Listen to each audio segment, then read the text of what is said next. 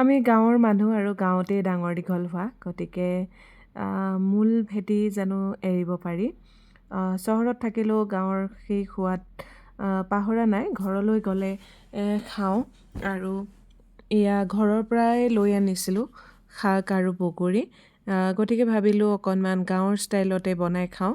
আৰু এনেও সাধাৰণতে চিম্পুলকৈ বনাই খাই ভাল পাওঁ আৰু যিহেতু ঘৰুৱা ষ্টাইলত বনাইছোঁ গতিকে ভাবিলোঁ জুইৰ শাল আছে বাহিৰতে গতিকে জুইতে বনোৱা যাওক আৰু তাৰ কাৰণে মোক লাগিব শাক লাগিব আৰু মই ঘৰৰ পৰা অনা শাক আছে বন শাক জিলমিল আৰু খুতৰা গোটেইখিনি মিক্স কৰি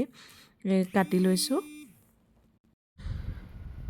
আৰু এয়া মিঠাতেল লৈছোঁ কেৰাহী এখন পাতি লৈছোঁ লোহাৰ কেৰাহী আৰু কেৰাহীখন গৰম হোৱাৰ লগে লগে তেলখিনি দি দিছোঁ আগতে মাছ কেইপিচ মই নিমখ হালধি সানি পেলাই থৈ দিছিলোঁ এয়া মিৰিকা মাছ লৈছোঁ মিৰিকা মাছ আধা কেজি আছে আৰু ধুনীয়াকৈ তেলত ফ্ৰাই কৰি ল'ম আৰু কম ফ্ৰাই কৰিলে ভাল আৰু ডাঙৰ মাছ হ'লেতো মই বইল কৰিয়ে বনালোঁ হয় কিন্তু সৰু মাছত অকণমান বইল কৰিলে সোৱাদটো সিমান নহয় গতিকে অকণমান তেলত ফ্ৰাই কৰি লৈছোঁ এয়া এইকেইপিচ অকণমান কমকৈ ফ্ৰাই কৰিম আৰু বাকী কেইপিচ টানকৈ ফ্ৰাই কৰি খাম মাছকেইপিচ ফ্ৰাই হোৱাৰ লগে লগে মই কেৰাহীৰ পৰা মাছকেইপিচ কাঢ়ি ল'ম কাঢ়ি পেলাই সেইখন কেৰাহীতে তাত পাঁচফোৰণ দি দিম আৰু শুকান জলকীয়া এটা এনেকৈ দি দিছোঁ আৰু নহৰু আদা থেতেলাই লৈছিলোঁ পিঁয়াজো দি দিছোঁ পিঁয়াজ এটা দিছোঁ আৰু যিহেতু আমি অসমীয়া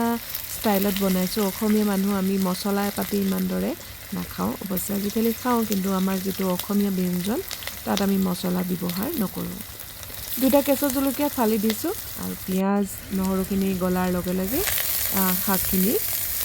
দি দিছোঁ আৰু শাকখিনি মিহি মিহিকৈ কাটি লোৱা হৈছে আৰু শাকখিনি দি লৰাই থাকিম লৰাই পেলাই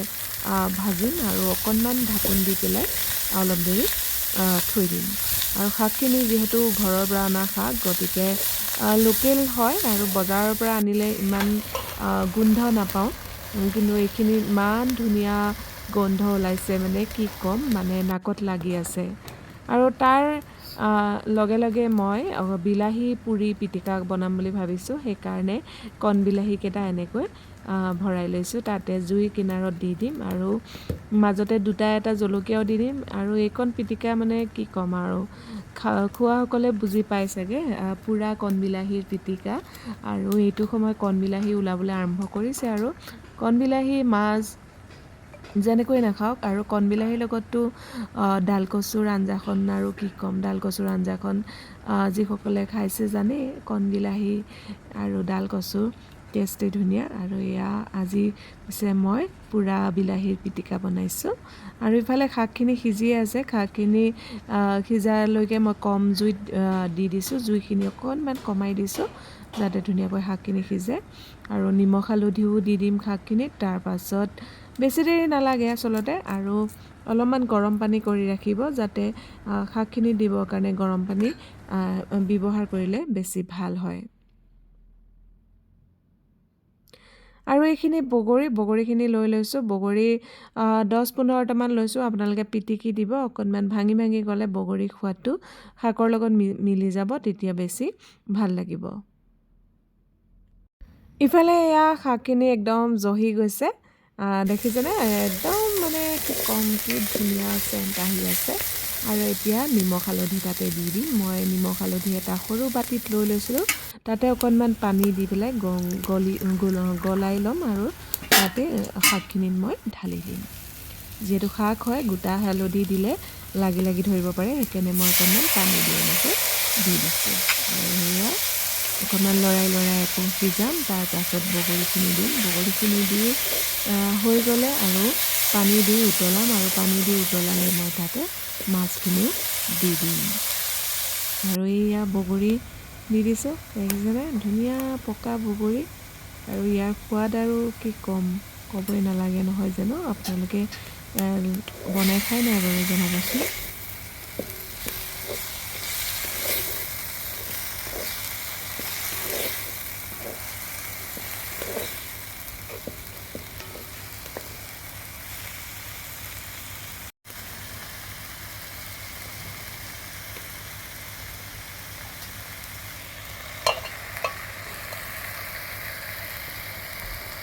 অলপমান লৰাই কম জুইত ভাজিলোঁ আৰু ঢাকনখন দাঙি দিয়াৰ পাছতে জোখমতে অলপমান গৰম পানী দি দিছোঁ আৰু এইখিনি গোটেইখিনি উতলিলে তাতে মাছ কেইপিচো দি দিম আৰু তৰকাৰীখন হৈয়ে গ'ল। শাকৰ জোল এনেকৈয়ে খাই ভাল লাগে। এয়া মাছ কেইপিচ দি দিলোঁ। পাৰিলে বগৰী কেইটাও ভাঙি দিব লাগে, তেতিয়া মাছৰ জোলটোৰ সোৱাদটো বেছি ধুনীয়া হ'ব।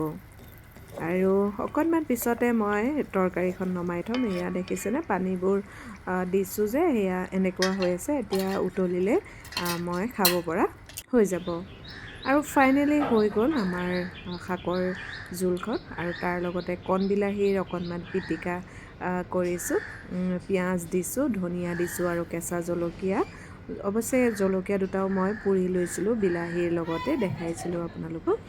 আৰু এনেকৈ ধুনীয়াকৈ চাটনিকণ বনাই লৈছোঁ বিলাহী আৰু ভাত কেইটামান সজাই লৈছোঁ। আৰু পৰিৱেশনটো ভাল হ'লে খায়ো ভাল লাগে নহয় জানো। আৰু লগতে আছিলে এডোখৰ ফ্ৰাই মাছ। আৰু ভাতকেইটা যিহেতু বানবাতিটোত সজাই লৈছিলোঁ, বানবাতিটোততো খাব পৰা নহ'ব, সেইকাৰণে কলপাতখনত ধুনীয়াকৈ দি দিছোঁ আৰু তাৰপিছত খালোঁ ভাতকেইটা বঢ়িয়াকৈ। আৰু এনেকৈ খাবলৈ পালে বেলেগ একোৱেই নালাগে। সঁচাকৈ নহয় জানো, আমাৰ অসমীয়াৰ যিবিলাক থলুৱা জুতি আছে তাৰ সোৱাদ সঁচাকৈ বহুত অনন্য। কাৰণ আমি মছলা ব্যৱহাৰ কৰি খোৱাতকৈ এইখিনি খালে আমাৰ দেহৰ কাৰণেও উপকাৰ হ'ব আৰু সোৱাদো ধুনীয়া। এনেকৈয়ে দুপৰীয়াৰ ভাত সাজ খালোঁ। যিহেতু বন্ধ থাকিলে অকণমান সময় পাওঁ, সেইকাৰণে এনেকৈ ভালকৈ বনাই পেলাই খাওঁ আৰু ভিডিঅ' কৰিও ভাল পাওঁ যিহেতু। আৰু ভিডিঅ'টো আপোনালোকৰ লগতো শ্বেয়াৰ কৰিলোঁ। গতিকে আজিলৈ আহোঁ, বাই।